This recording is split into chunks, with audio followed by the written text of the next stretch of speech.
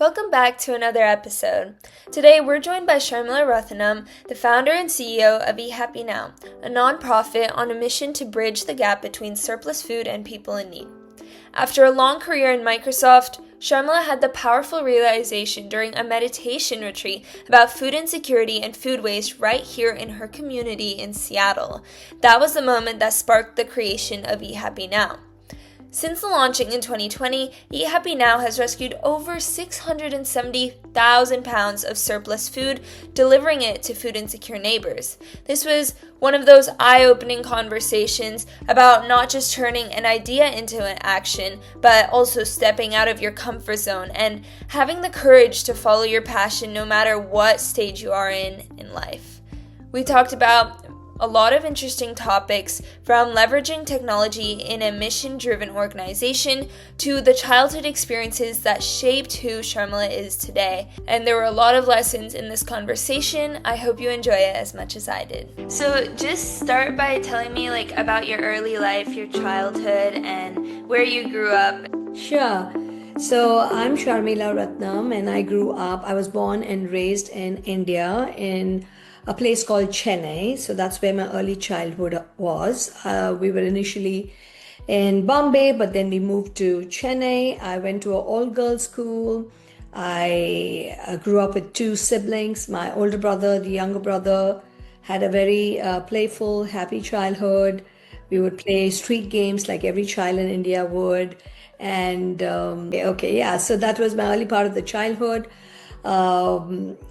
I went to college in Chennai as well, did my major in commerce and economics, and then went on to do my CPA, which is it's called CA in India, it's equivalent to a CPA here. And after that, I was working for an audit firm, because all CAs, once they graduate, they work in audit firms. So I started with an audit firm, but very soon, in a year, I moved into consulting. I went into tax consulting. So my second job into actual audit kind of role was with Arthur Andersen. It's called Andersen Consulting now, but I moved into tax consulting. And after that, I moved to Ernst and Young to do the same tax consulting. So in India, I worked for Arthur Andersen, Ernst and Young, got married in this process, and then I moved to this country in late 1999. And when I moved to this country, yes, I continued the path of working as in a financial firm, where we would do financial analysis and investment management for companies. Financial planning and investment management for entrepreneurs as well as individuals and businesses. So that was my first gig over here. And right through growing up in India, there was a value which was very instilled in all of us very young itself, is we never ever can leave anything in our plate. Anything which has been served, we have to eat. We've never seen food go to waste or food being thrown away, and because there would always be help, and the help will come and eat the leftover food. So that was a value which was instilled in me very young. That food never needs to go to waste, and I'm sure in your household it's pretty much the same as well. Yeah. And coming to the US in '99, that was a stark difference I saw in terms of the amount and the quantity of food in this country. So that was one thing which was very stark, and it really stuck to me very deeply. And yeah, so I moved to this country, '99, found that huge disconnect and difference in terms of, how there's so much food, and, the portions, and how people wouldn't care about, just wasting the food. So that was something which really bothered me. And then I went on after my financial planning career to Microsoft. Mhm. And I spent about 10 years of my career in Microsoft. That was my last stint, where I was a consultant as well as a full-time employee. And my entire role in Microsoft was process management, making sure that the rhythm of the business in any kind of an org was set. I did a lot of budget analysis and sales numbers analysis. So it's more of processes and budget management and finance planning for that particular org. So Mhm. that's been my career to Microsoft. Yeah. Okay, cool. So, just curious, why did you move from India to the US? Is it because of your job? No, I didn't move because of my job. So in India, when I got married in India, Mm. and when I was doing my consulting, my husband Pradeep got an offer to come to work for Microsoft in Redmond. Oh. So we decided to take that offer up, and that's what brought us to the US in 1999, and we started our lives here. Okay, okay. So, like you said, you started Microsoft in I think 2006, right? And then you went to like 2016. How Yeah. did you try to like leave from Microsoft? Because usually I feel like when you're at Microsoft, you stay for like if you're 10 years, you stay for like 20 or 30 years until you retire, right? Yeah, that's a good question. So I think in my early 40s, early to, mid 40s, I really had this yearning to do something more than just, go to a corporate job and Hmm.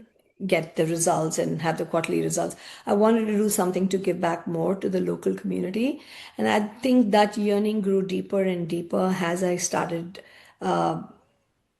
being spending my time in Microsoft.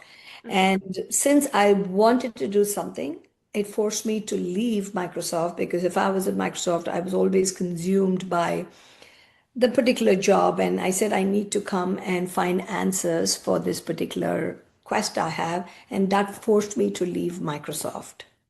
Mm, okay. And did you know, like, obviously you started Eat Happy Now a little later, like after you left Microsoft, but did you know coming out of Microsoft that was the exact company or nonprofit you wanted to start, but you just knew, like, I want to do something with my life? Yeah, so I think a lot of people go through these quests and wanting to do something with purpose, wanting to do something bigger than what they are doing on a day-to-day basis. So a lot of people go through this cycle, and I was also one of them. So obviously, when I left Microsoft, I had no answers as to what I want to do and how I want to do. So my journey began with an intention. I think for anything you want to do, intent is the key. I intended to do something locally. I wanted to do something to give back to the community in which we live in, but didn't know what. I didn't have any answers. So the journey at that point of time began by me joining different nonprofits. I was on the board, volunteered my time, just to understand what the different causes are and how nonprofits work. So during this journey of spending my time, I spent almost 5 years after I left Microsoft before I started Eat Happy. And that journey of spending time with nonprofits, I came across individuals who are actually facing food insecurity and homelessness. And these were people just 2 miles from where we live. When you go to a corporate place like Microsoft, you live in a zip code like Bellevue, you're in a bubble. You go to work, you come back. And when I started meeting people who are just 2, 3 miles down where I live, and I met them and I heard their stories of how they struggle to put 3 meals a day, how they don't have a roof, they don't have a home to live in, really, really struck me very deeply. And I said, wow, these are real people suffering, and they're just not numbers we read in papers. So I think that was the first interaction and realization that people are struggling to eat. Mm. Obviously, even at that time, I didn't know this is what I wanted to do, right? So then the journey began. Once I met the food insecure people, I started coming across many more in our own community because I used to volunteer at the Indian Association of Western Washington. You come across people there as well. So you start seeing more of the, people who are really, really struggling to have 3 meals a day. And that kind of kept there in my mind. And obviously, I didn't have the answers as to how I'm going to help these people Hmm.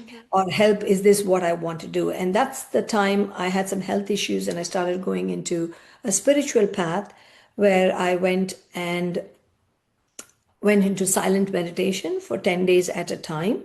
Hmm. And during that meditation, the third time, and I go back every year as a practice, and I think at that time when I sat there in silence, being cut away from the regular day to day noises, that clarity of purpose began to rise up. It's the answers are all there, but I guess when you don't have clarity, when you don't have that silence to think about that clarity, you don't realize what is it that's all within you. So the answers were all within, and the purpose of wanting to, the food waste kept coming back to me in this country, and how, food waste was such a good value for me. I realized that the surplus and the hunger, there's surplus and there's demand. If we just marry these two, then the problem of both reducing food waste and hunger becomes a good solution. So that's during the silent retreats in silence is when the idea of redirecting any surplus food in our ecosystem to the people suffering actually came about. So that's where Eat Happy was born during that time. And when I came back, started dwelling deeper into what the situation of food insecurity and so forth is. And I wanted to do something unique, something which is easy to scale, operationalize. And that's when we bought the tech platform to get the surplus and the demand together. And that's how Eat Happy was born. And we have a technology called Eat Happy Now, the app, which kind of connects all the surplus food in our ecosystem and gets community, compassion, and passion on the same platform to reduce hunger. Mm. Wow, that's a great story. So, obviously, you have this idea after your retreat, but how specifically did you go from this idea to like execution? What were your like first steps after deciding to start Eat Happy? Of course, the first step is to understand the market, to understand who are the players who are doing food rescue, what is needed in terms of, okay, I just met a few people, but to really understand what is it, which is what's going to be the niche of Eat Happy. So I started visiting food banks, understanding what their demands were, and I realized in these food banks that they just don't get very culturally relevant produce or goods. It's the food banks usually get the regular cauliflowers and potatoes and the regular groceries from the Safeways. And then I started going to the donors like the Safeways and the QFCs and started realizing that they all have food rescue in place, right? Mhm. So first step is to understand the market. What is there? Who are our players? So I knew that these bigger grocery stores were already having food rescue, and the food banks were getting that. What the food banks were not getting was a culturally relevant produce or grocery items. And most of their clients they serve are from different immigrant backgrounds, or they're from different countries. They're not native to the United States. And that's when I said, oh, why don't I go and look at the next tier of chain stores or restaurants who do have ethnic produce, like Asian produce or Middle Eastern produce or Indian produce. So I went to these grocery stores and started talking to the owners or the managers, and they didn't know what food rescue meant. And Mm. that's when I said, okay, so this is a gap in the ecosystem of what I am trying to think in terms of redirecting surplus food. And that's when we decided, okay, this is going to be our niche and our game plan. So the first step is to understand what's out there. Initial first idea for Eat Happy was to cook this culturally relevant food and Mm. give it to people like soup kitchens. But then started dwelling into the facts of how much food gets wasted in the United States. 40% goes to waste, and 1 in 7 people go hungry. I realized that there's no point. It's not an efficient way of producing more food when there's already existing food in our ecosystem. And so then the operations costs came down drastically because we are only redirecting what's already there in our ecosystem. So that idea got shelved. So we pivoted to the rescue part. And then the next double down click to understand how to services this need is to create that niche of getting access to culturally relevant produce or food from these ethnic stores. And that's how we went about it. So, feasibility study, understanding the market, who the players are, how are you going to differentiate yourself and be unique, and what is going to be our USP compared to the other food rescue organizations. So, these are the things we took into consideration and came up with the model. And you did so much research, like at least from the other people I've interviewed, they just say, "Oh, I joined this company and I started this." But like to be able to start a nonprofit, especially on your own and without other people, you need to do a lot of research and like even just a business. How important would you say that is to do like background research before starting anything? I think it's very, very important for a business or a nonprofit or any idea to be successful. I think knowing your market and what is out there is super important, is very important. First is intent. You need to have an intent to start something. Second is courage to believe in yourself and execute it. And then once you know what it is, and then you identify what the cause is or what the idea is, and then research is very important. It becomes the base as the foundation for it to stand on to understand what is out there. Yeah. And so you have like started this idea, you've done your research, you've gone to like a lot of local places, right? So once you have like said that, okay, I have a problem and a solution and I want to connect these two, how did you like, what was the first process? Did you go to local supermarkets and ask if they'd be interested in this? And then eventually, how did you scale that to what Eat Happy Now is today? Sure. The first part is we wanted to be different. We wanted to be unique in Hmm. bringing technology because that could be the connector for a lot of people Right. for operational efficiency. So a lot of things I learned during my career was operational efficiency processes. So I said that's something which we will learn, we will bring in Eat Happy as well. Hmm. So the first and foremost is how we're going to do it. We were using technology.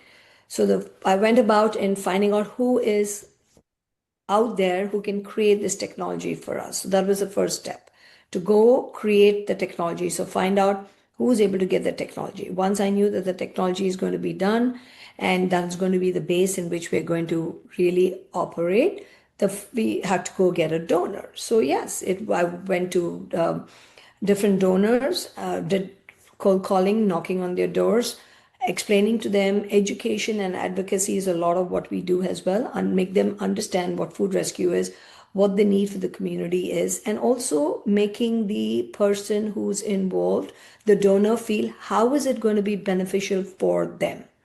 So they are going to be helping them reduce their waste management costs. We give them a tax donation receipt when they donate their food. So we're getting stuff back to their bottom line. So first is tech, then going and finding out who the donors could be, who have surplus food, making them understand how it's important for them as well, and they being good Samaritans in the community to help as well. So it's talking to them and then finding the recipients are easy to find because every recipient out there is in need of something or the other. So identifying the tech, identifying donors, identifying the recipients, and then word of mouth where we want volunteers. Our mission or our model actually empowers volunteerism. A lot of people want to volunteer, but they don't know how and where to go volunteer. Hmm. Eat Happy makes it very easy. People can sit in their own homes or wherever they are, download it. They don't need to talk to anybody, find the instructions, and they can give an hour a week and feel very good about doing it. So we empower volunteerism. So these are the three components. So we had to build slowly, slowly, one donor, two donor, and then word of mouth. But we do have an extensive business development which happens regularly, even every single day to get more donors. Once we get them, we match them with recipients and then we recruit more volunteers. I see. Okay, that's amazing. Like, I think that's also great advice too, because you need to do a lot of research before you start anything big, right? Yes. So, okay, so relating this back to high schoolers, because at the end of the Mhm. day, like that's essentially what this Sure. podcast is about. Um, so if you were to like take a step back and like reflect on your past experiences, like your childhood, and if you were in high school, what would you have done to like, I guess, get a leg up in the future or in like the business world? Yeah. I think just understanding even when you're in high school, uh, being very organized, right? Just to get your thoughts organized, having everything identified makes things very easy, right? So if I were to go back to high school and say I should have, focused on a couple of things, it'll be if entrepreneurship is something which was never taught to us in high school. And I know now these days high schools have access to entrepreneurship. Just to understand the other side of business would have been very easy, very helpful for a high schooler to know. And I guess you don't know until you actually are out there as to what is it that excites you. But I would say, even though if you're in high school, if you have an idea, just believe in yourself, right? Just be out there believing in yourself. Perseverance, for sure, is very, very important for any high schooler. Even when I don't think I was that diligent and persevere. So being really at it, being very focused, perseverance really helps in getting things done for sure. Yeah. So I know you mentioned organize, like being organized is a pretty important part of like what you should do in high school, but now like reflecting on like the businesses you have worked out, including like your past experiences before Eat Happy, what is a characteristic of like a successful business owner, you would say? For a successful business owner, the biggest characteristic is people may have tons of ideas. You may have other kind of skills, but if you're not able to execute, it is meaningless. So the biggest characteristic for any business or even any project, any work anybody does in any organization, if you're not able to execute and deliver, everything is meaningless. So you can have fantastic ideas and strategy, but I think execution is key for any successful business owner or any project or any work or job anybody takes on. I think execution and delivery on time is very key. Okay. And I know this is kind of falls on the same line, but like this is my last question. Yeah. So what is something that you would say to like high schoolers right now who want to pursue business? You kind of talked about getting business experience early, but is there anything else that you would say? I think the biggest thing when you're that young, you really are very doubtful of oneself. Mm-hmm. And people hesitate to do bold things. So the one thing I would tell any high schooler is believe, believe, believe in yourself, because half the battle is in your mind. So clarity and believing in what one can do is super important, and have the courage to fail. It's okay to fail, because when you fail is when you learn lessons and you get right back and you do better next time. Yeah. So take the courage to do whatever you think you are capable of, any high schooler is capable of, believing, and definitely don't be scared to fail, because that is the stepping stone for any kind of success going forward. Yeah, thank you so much. Absolutely. Thank you so much for having me. And I really wish and hope, high schoolers these days have the courage to do what they want to and are inspired by the different stories out there, so that can be a path for them going forward.